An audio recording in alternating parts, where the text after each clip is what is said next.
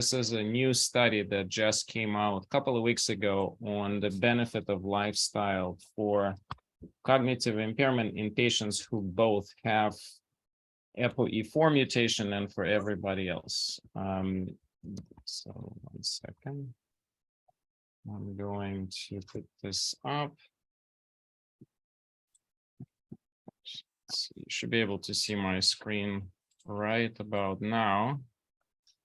So this was, you guys seeing my screen? Just want to make sure. Okay. So this is a pretty large study. It's going to be featured pretty much everywhere because it has a couple of really significant points on it. It's very long. It's a 10-year analysis of the general population in China. And what they did is they took patients who were ApoE4 carriers. So ApoE4, Janet or I, we can put that in the chat for everybody, and I'll put the link to this as well there. ApoE4 is a very strong predictor of Alzheimer's disease. Patients who carry 2 copies will have chance of over 50%, 50 to 80% lifelong chance of developing Alzheimer's. So more likely than not, they will get it if they don't engage in any specific prevention approaches. And 1 copy doubles the risk. So if the general population risk of dementia in the later years, in their 70s and above, somewhere about 15% or maybe a little bit more, the 1 copy doubles it, and we think that the 2 copies triples it or even quadruples it. So with that in mind, what they did is they basically, and I'm going to just show you this part because I think this is the most interesting kind of general summary. So what they did is they divided patients into this multiple categories. So they said, we're going to ask everybody to do 6 interventions. So healthy eating, regular exercise, active social contact, cognitive training, not smoking, and not drinking. So this is a 6 domains. And then they said anybody who is doing only 1 of those 6 things, they're going to put them in an unfavorable category, and then average 2 to 3, and then the favorable 4 to 6. And the findings were quite fascinating. So what ended up happening here, if you take a look at this, is that whether you have the ApoE4, so there's 2 lines right here, or you don't, if you're doing a lot, you're going to have a dramatic difference of decreasing your chances of or slowing down the progression of cognitive impairment. And if you're doing a little or average, kind of, 2 or 3 of this, then you're going to have some benefit, but not as good as if you're doing 4 to 6. And if you're doing nothing, then the line is right here. So, and what does it translate in terms of an actual impact? So if you look at the over 10 years length, which is the not the carrier or carrier, it translates to more than 50% risk reduction. So if you, or over close to 50%, I don't actually exactly know what. So this is the high risk, this purple here and here, and this is blue. This is the 0 point, and this is 10 years later. So 2000, they were assessed it from 2009 to 2019. And you can see that slowly everybody declined, but the favorable group declined way, way, way slower. So this is one of the common cognitive assessment screens tools that they use. So that's about this study. Why is this study so important? Well, because in reality, we kind of assume that you can practice healthy lifestyle and have a benefit on Alzheimer's disease, but it's never been actually shown in an observational study like this, especially with a large number of patients. There were some small studies. But what's even more important is that the risk reduction, whether you have ApoE4 or you don't, seems to be almost identical. And in fact, in that case, having ApoE4 does not add to be a risk factor whatsoever, if you look at this. And versus if you do nothing, then there is a separation that occurs, meaning that if you don't do any prevention strategies, you're going to be at much higher risk of Alzheimer's compared to general public. So it adds significantly to our knowledge already, I believe. Of course, it would be very good to do a prospective randomized study, but of course, 10 years prospective randomized study would be cost-wise very, very expensive and probably will never be done because of that. So this is, in my opinion, this is the best evidence we're ever going to get, in essence. I do want to point out, of course, that this goes quite well with our current program, our reversal of cognitive decline program, the Dale Bredesen protocol, because there, of course, we apply all of these approaches, and the benefits there seem to be much, much better than in this study. But of course, we do a lot more than just simply put people on lifestyle. We identifying drivers, and then we going into great detail about how we're addressing those drivers. And I think I have not, maybe I have shared it last time, our current findings about it, but I probably at some point going to do a whole talk on the recode in Friday presentation. But for now, I just wanted to concentrate on this study. So I'm going to pause here, see if there are questions before I discuss one other thing that I wanted to talk today about, which is completely different. Has nothing to do with cognitive impairment. And if you guys want, you can also put general COVID questions too, and we can talk about that. Okay, so I guess there is no question. So let me talk about the other point for today, and that is something called CBDV. And by the way, let me put those comments. So ApoE4 is the gene. The link to this study I'm going to post a little bit later. I have an actual copy on my desktop, but not the link. And then the other thing that I'm talking about right now, which is this, it's a CBDV. And if you want to actually have link to Wikipedia article, by all means, there are better resources, but Wikipedia has a very short overview. So why am I talking about this? Well, next Friday at 11 o'clock, we're going to have a virtual open house about this. I will be sending everybody a link in an upcoming couple of days. And so what is CBDV? CBDV, you can think of it as a newest family member similar to CBD with some very important advantages.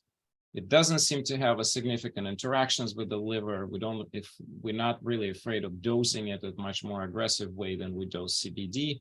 It has a very good anticonvulsant, so seizure preventing properties. And we also have a strong feeling it's going to be one of the most important CBD molecules for cognitive support for prevention of Alzheimer's disease and general cognitive improvement. In fact, it may be that it'll rapidly will become one of the heaviest used cannabinoid out there because of this last point. So I hope you guys will join the open house. We're going to take a whole hour to discuss some of the evidence. We will, of course, have a lot of time for Q&A there, and then it'll be Rebecca Abraham from Acute on Chronic, and then Abe Benavides and myself from GWCIM. So three of us going to discuss this in great detail. So if this is topic of your interest, I hope you'll join us. This is just a little preview. And with that, I'll take any questions on either the study, the CBDV, or the COVID.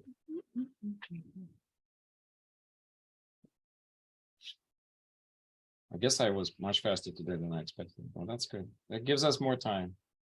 And will give us full half an hour then to practice mindfulness. Okay, did I understand correctly that living the healthy lifestyle will give the same results and the same risk whether you have the, exactly. So basically you will nullify your risk of ApoE4 almost completely. So you will bring your chances of developing Alzheimer's back to baseline. So if you have 2 copies, I didn't really address that. I couldn't find an exact link to the discussion of whether the 1 or 2 copies was separated, meaning because it's a big difference actually between 1 and 2 copies. I did not, I think they just clumped them together. They didn't really analyze whether the person had 1 or 2 copies and how that impacted the outcomes. That's actually probably one of the weaknesses of the study. That's a good point for me to bring up. So, and you know, there have been prior studies that were shorter, but more controlled, that basically showing patients with ApoE4, in fact, not only may prevent all the risk, but may actually end up being better off than the average population. because ApoE4 triggers a very robust inflammatory response. And so patients generally, the risk is increased because we think that the overall prevalence of a chronic neuroinflammation or just chronic neurological inflammation in people over 65 begins to rapidly go up. And if you have ApoE4, that inflammatory response is stronger. But if you're controlling for it, if you're putting yourself on anti-inflammatory diet, taking some anti-inflammatory spices and exercise, etc., turns out that not only you can prevent that risk, but it may actually theoretically be that you'll be better off than the general public. Now, this study didn't really look into it, not because I think I think their intervention was not strong enough for that. They basically just gave people a standard pack of 6 things. Okay, don't smoke, don't drink, eat well, but they didn't really go into great detail, and they weren't trying to put things in a more controlled fashion. So again, I'm sure the reason for that is, I mean, there's 30,000 patients for 10-year follow-up. I mean, imagine the sheer cost of doing this kind of work. So, you know, they simply didn't have funding to do more than that. So, good question. Any other questions?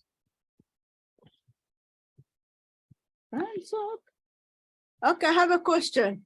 Go. So, okay, I didn't understand it very well with this ApoE4. If you don't have it, and you don't practice healthy lifestyle, do you still vulnerable to Alzheimer's? Does that show the study? Yeah. General risk of Alzheimer's in population is at least 15% in patients over 65. By age of 85, that risk goes up somewhere closer to 30 to 35%. And then by age of 100, the belief is that almost half of all the patients are going to have it. But of course, by age of 100, most people are dead.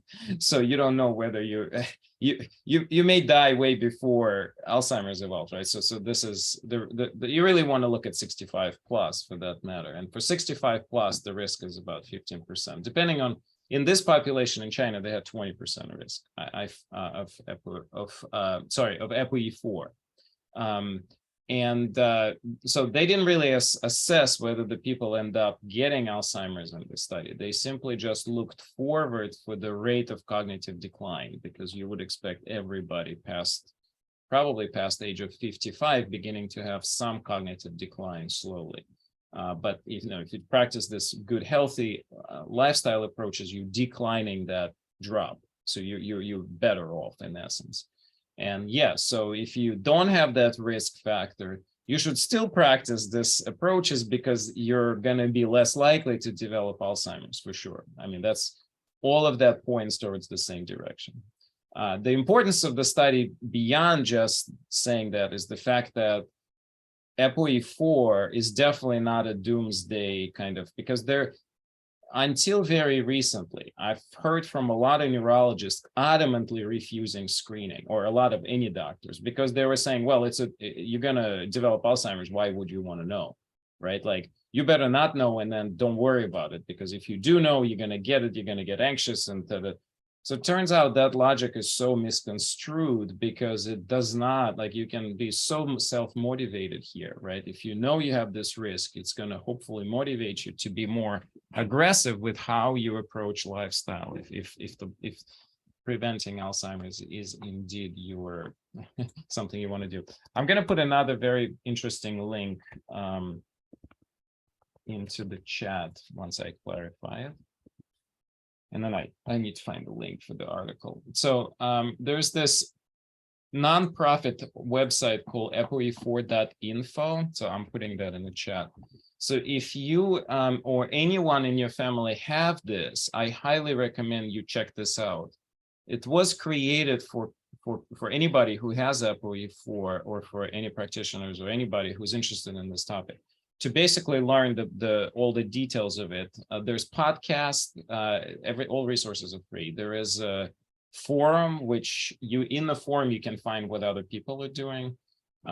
This is a great website just to kind of stay most informed about this. If you or your loved one has this, definitely send them this link, because it's going to have all the information you're ever going to need on this topic. It's a great resource.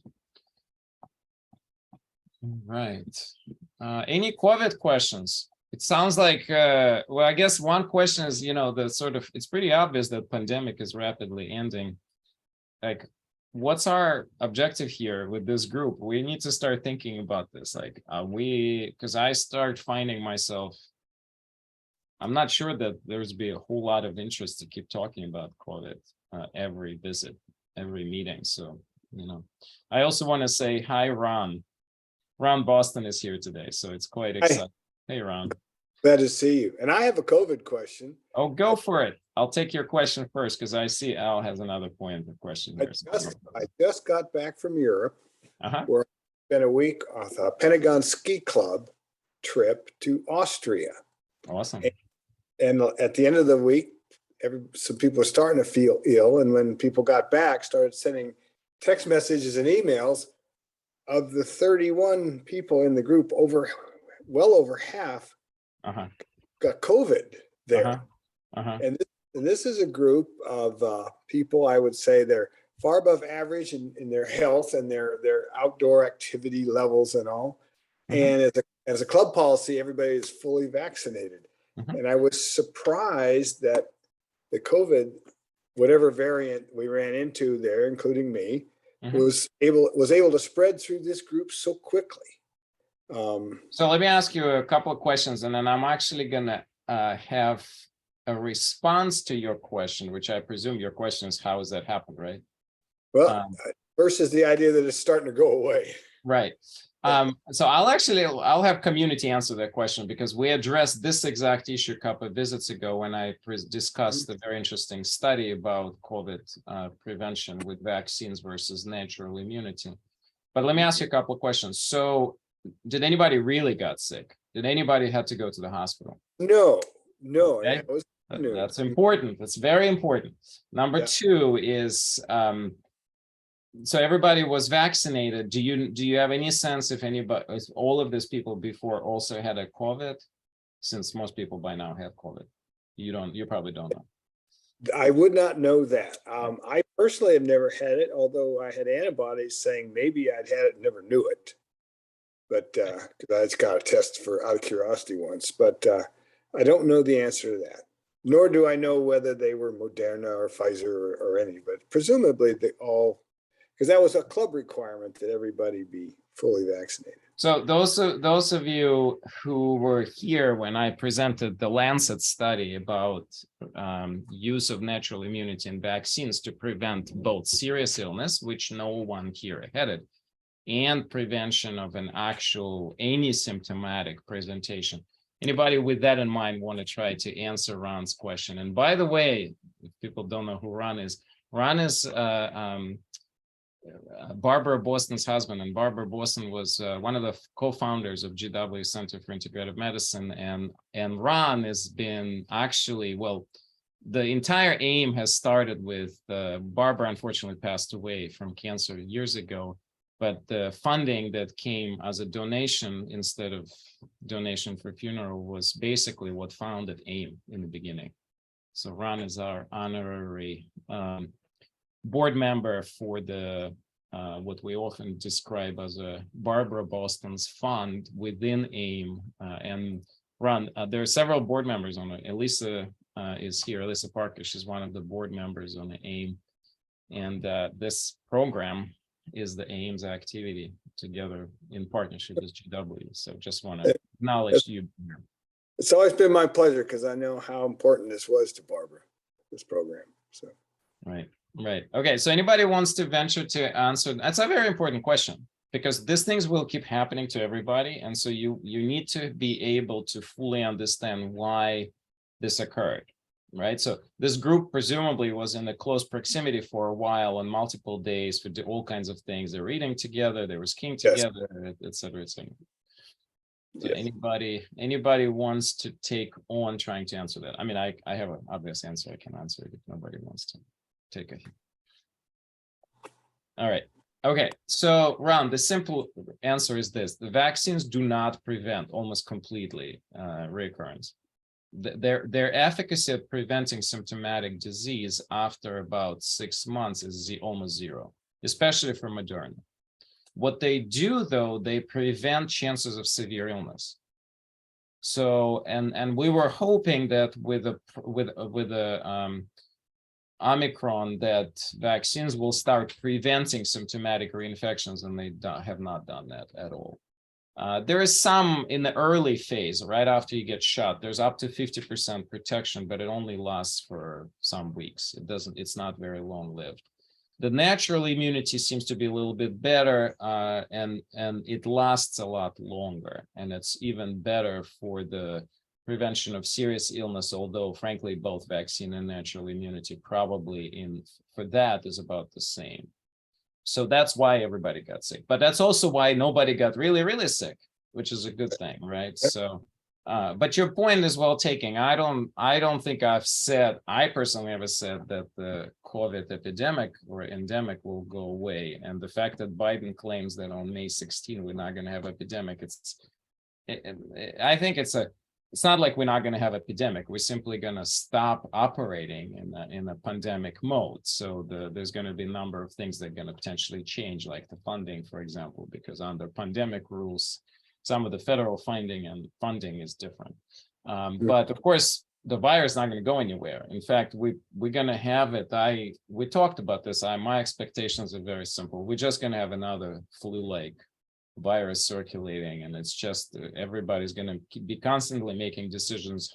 Are you going to be vaccinating yourself every year? Are you going to just kind of wait for you to get sick periodically? Of course, then with that compared to the flu, what do you do about long COVID? We do think that long COVID risk is going down quickly, but it's not zero. And yes, so tools like Paxlovid, for example, can decrease risk of long COVID, and it may be in the future couple of sessions, I definitely will cover that in more detail. So, but what I'm trying to say is, I think what we're going to keep this group going for sure. But I think what I'm trying to say is we should start broadening what we're going to be covering on each Friday. And notice today, I on purpose did not cover any topics related to COVID, and I'm going to maintain doing this. So I'm going to alternate between wellness topics, COVID and non-COVID related. So I hope everybody's okay with that.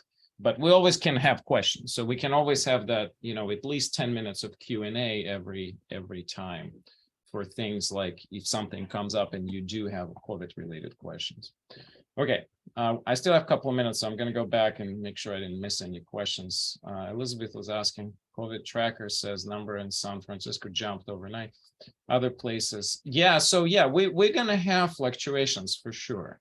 I think part of it is now nobody's using masks. So what happened in Ron's group is going to keep happening to small areas. And then, of course, that's going to cause some periodic spread. The thing is, though, those things probably not going to be very massive in the way. They're going to kind of go up and down quickly. We're probably not going to see a lot of hospitalizations with any of that. And again, of course, we can predict how the virus will keep mutating. So if we're going to get another Godzilla variant, who knows what will happen. But for now, I think that is fair to say that I don't expect any major shifts in the next couple of months. Okay. Let's see if I covered everything. As for this group, why not keep the focus on mindfulness? Yeah, well, that's what I think, Benita, this is exactly what I'm proposing for everybody, that we will keep on the same format and we will have the first half a wellness that's dedicated to a general topics of integrative medicine. And then, of course, always have a mindfulness for half of the, but we can still always bring COVID back. And, when I'm going to be here in most of the sessions, I can also keep coming up and covering the studies that are coming up that may be of an importance with the COVID. So, all right, I'll take last questions because I'm getting close to 2:30 here. What about the fact that medical offices are making masks optional? Yeah, so great question. How is it fair to, very good question. So for now, GW and GWCIM has not made this policy. We still have masks mandatory.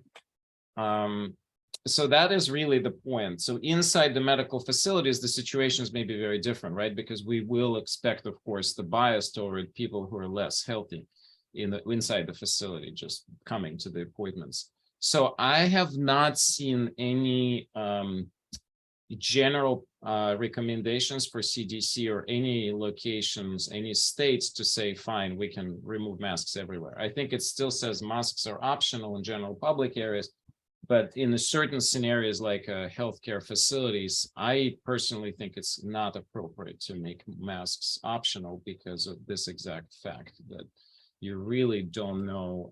And remember, the masks work best when everybody uses them. Right. So if only a person who you're trying to protect is using the mask and nobody else, that's not a very good strategy. It's only partially effective. Okay. And there's a last question. Could you answer the question about dementia I asked previously? Okay. I think I missed something.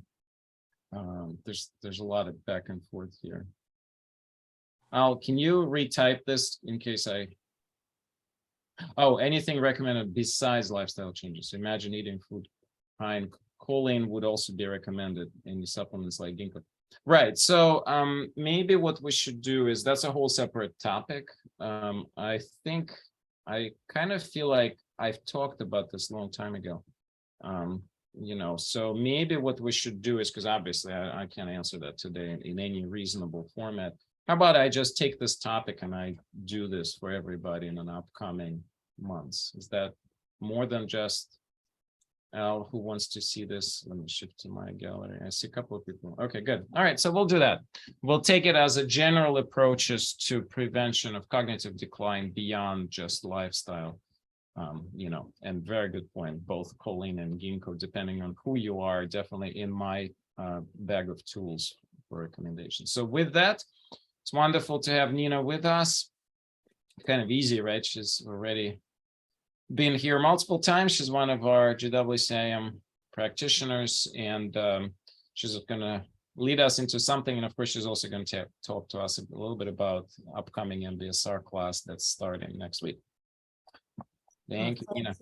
Thank you. And it's great to be here this Friday afternoon with everyone. And so wonderful to meet Ron and hear the such a meaningful story behind GWCIM. So I think in case I forget at the end of the mindfulness meditations that I'm going to lead you through, because I forget at that point, let me just start with the next 8-week mindfulness-based stress reduction program will be starting next Thursday.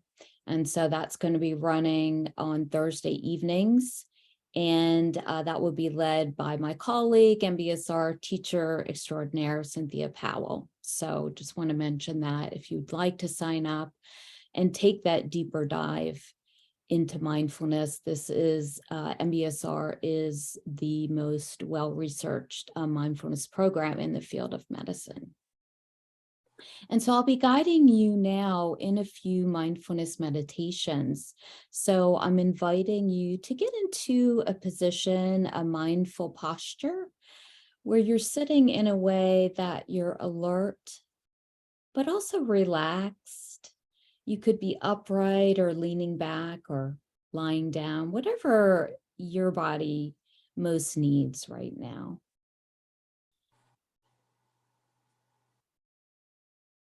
And you can close your eyes or have that soft gaze downward if you like.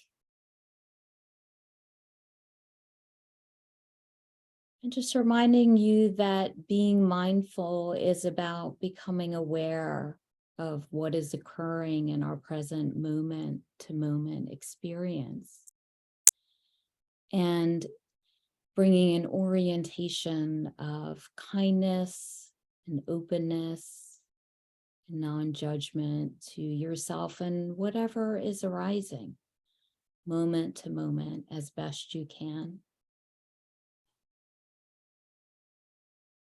And this mindful way of being gives us a break from being in the thinking mind all of the time, thinking, analyzing, planning, worrying, problem solving, etc. So we can shift into this mindful state, which can be more relaxing. And one of the best ways to do that is to start by focusing on the breath. So let's take a deep breath in through the nose And then a long, slow out breath out through the mouth. Let it go.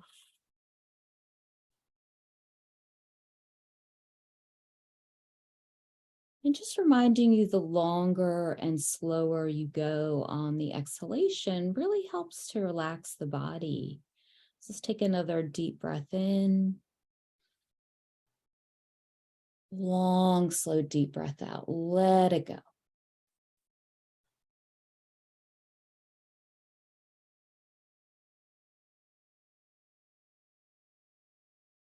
And let's do one more. Full, deep inhalation. Long, slow exhalation. Let it all go.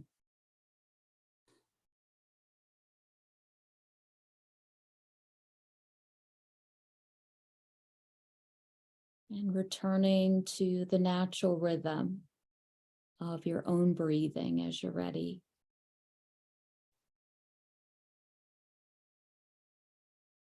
And now bring your awareness, your attention to the body. So getting a felt sense of the body sitting here. You can start by noticing the touch points of the feet, making contact with the floor or the cushion.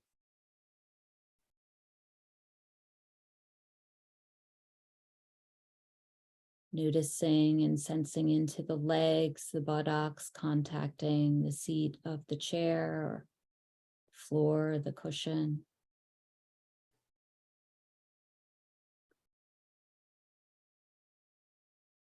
Noticing the back, resting perhaps against the back of the chair or some other surface.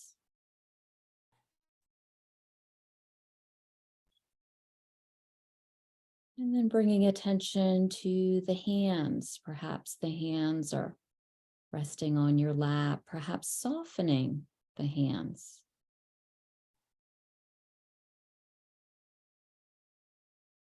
And allowing the shoulders to drop down away from the ears.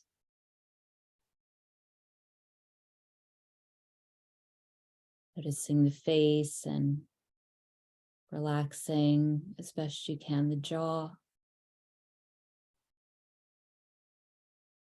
Softening at the eyes and the eyelids and the forehead.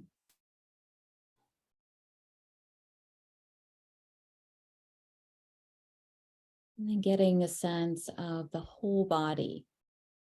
Breathing, taking awareness from the crown of the head. Scanning attention slowly all the way down the body. And out to the bottom of the feet, out to the toes.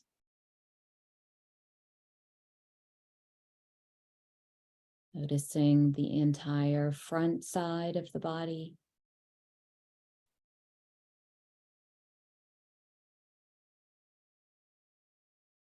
The back side of the body.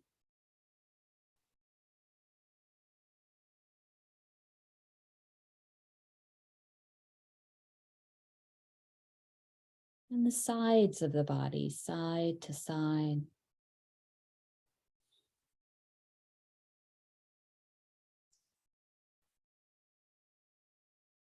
Enveloping the whole body in awareness.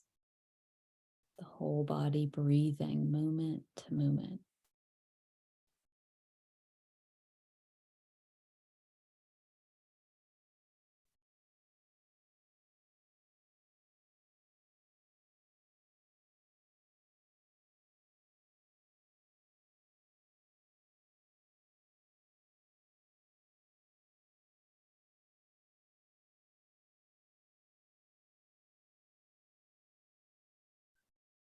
And now taking focused attention to hearing sounds, the sounds coming and going around you. And ask yourself, what am I hearing right now? It's a way to anchor your attention. And hearing sounds moment to moment.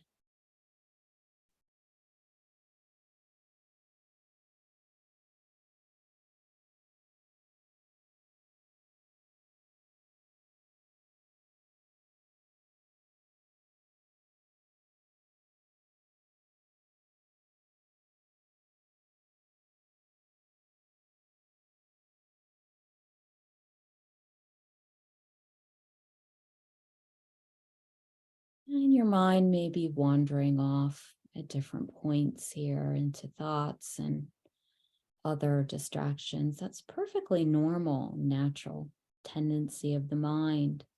You noticed your attention has wandered off from the anchor. Just notice that as thinking or wandering, and then gently return attention back to the anchor. In this case, it's sounds. Each time you notice your mind wanders off, that's the essence of the practice and how concentration builds.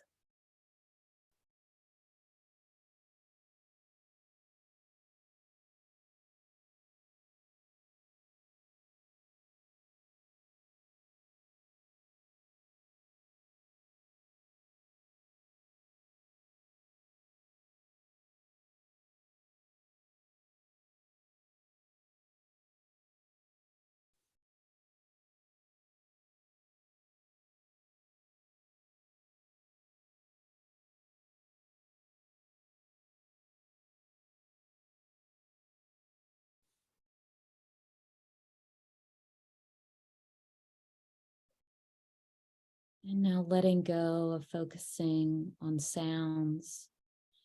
Bring your attention to the mind. So getting a sense of your thoughts. They may be showing up as words and images passing through the mind. You can ask yourself, what am I thinking right now? What is here?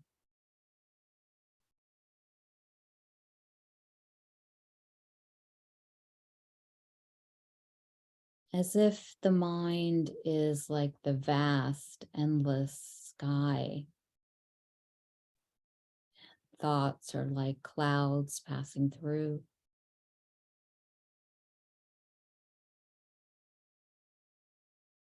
So as best you can, stepping back and just observing the thoughts coming and going. You can label this to yourself as thinking. And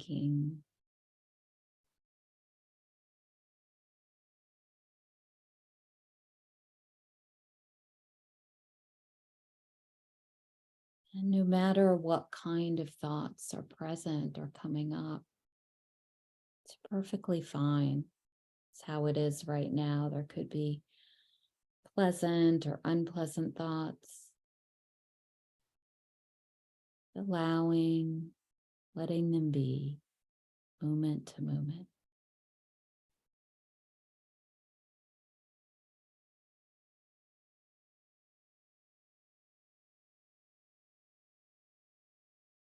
As if you're sitting on the bank of a river and your thoughts are like leaves floating by.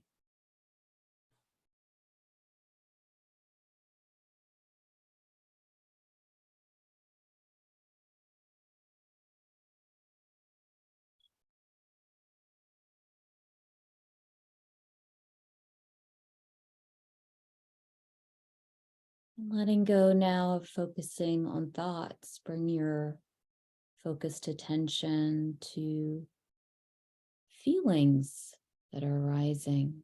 What am I feeling right now? There may be a sense of calm and ease, a restlessness, a boredom, discomfort, a sadness, a joy. All are welcome. Giving yourself permission to feel what you're feeling as best you can, perhaps naming the emotion if you can identify it.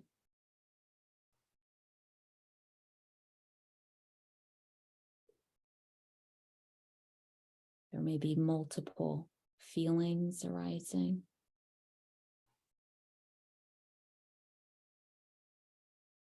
Just getting a sense of their shifting, evolving nature.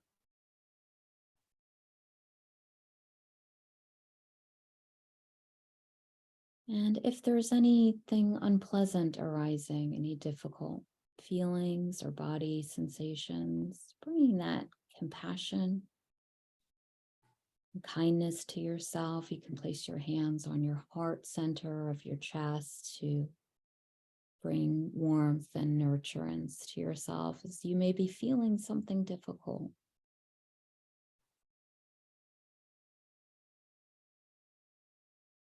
And allowing yourself to take in any warm, positive feelings arising, letting them sink in deeply.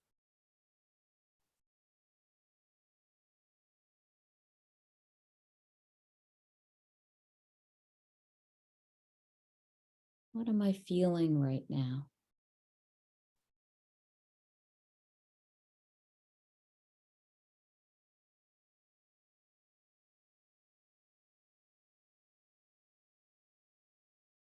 This is how it is right now.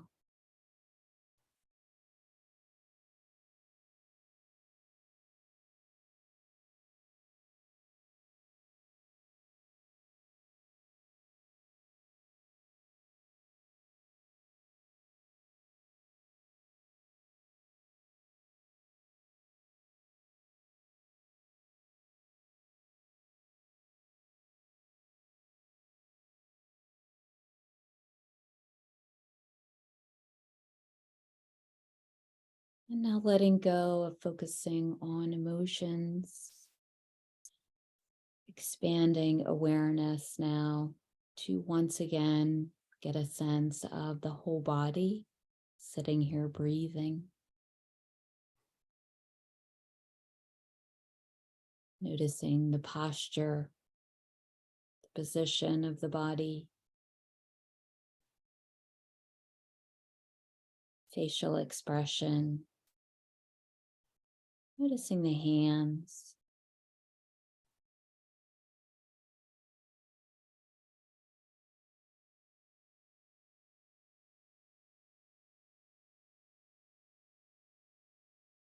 and then broadening awareness even more to include thoughts, images, feelings, memories, sounds,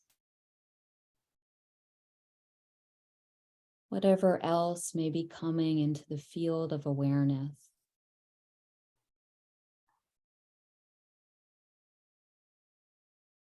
And as you're paying attention in this expansive way, knowing that anytime you can ground yourself and center yourself back into the body by feeling into the touch points, the feet contacting the floor, the legs contacting the chair, hands on your lap or belly or chest, and feel the breath.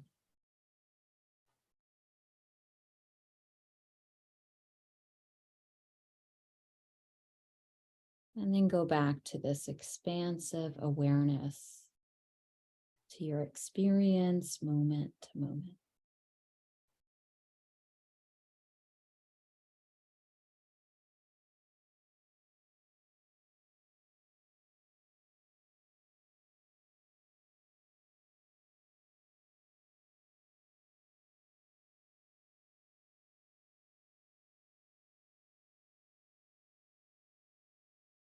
Meeting yourself with kindness and openness, curiosity, moment to moment, as best you can.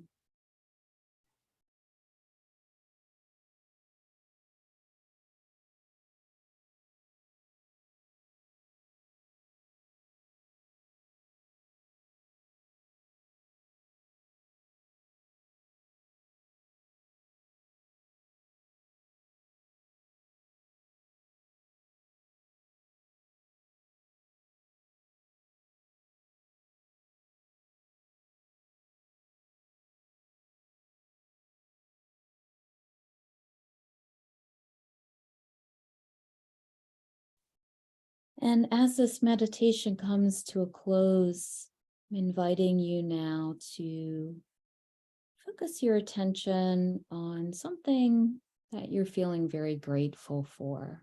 It's also another tool we have where we can place our attention on the good, on something that's going well, someone we're grateful for, any good thing. And that's another way to reduce stress, feel more at ease in the body, the mind. So bring to mind something you're feeling really good about. It could be a person, a place, a thing, an accomplishment. Bringing it to life as vividly as you can in your mind's eye.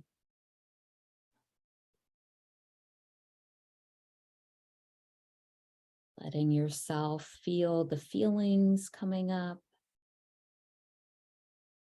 as you think about this. And you can express your gratitude in whatever way you're drawn. Perhaps saying to yourself, I'm very grateful for this, or to this person. And thinking about maybe why you're grateful about it.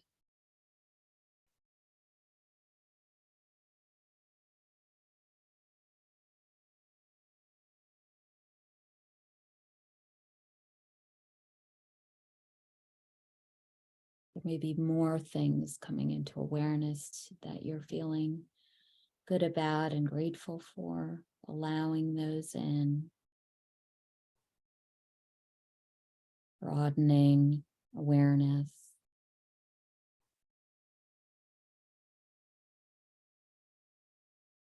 Breathing moment to moment.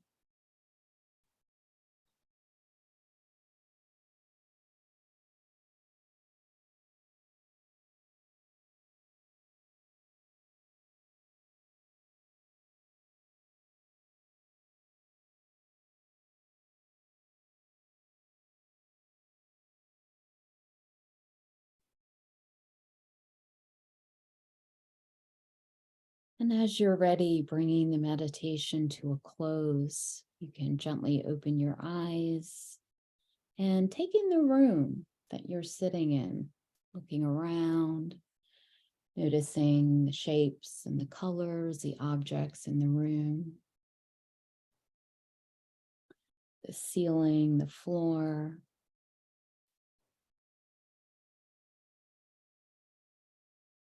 And then coming back and bringing attention to the group and the screen.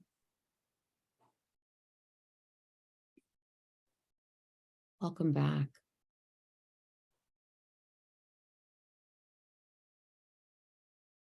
And hopefully not everyone has fallen asleep.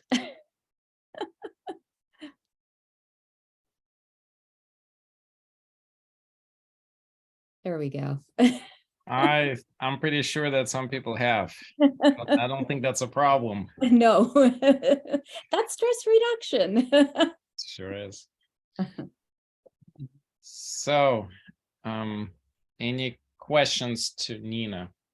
I did post, by the way, link to the MBSR page. If anybody wants a link to direct registration, you can either click on that and it's inside, or I can post. Actually, I'm going to just post that too in a second. And Janet had posted what we will have next week.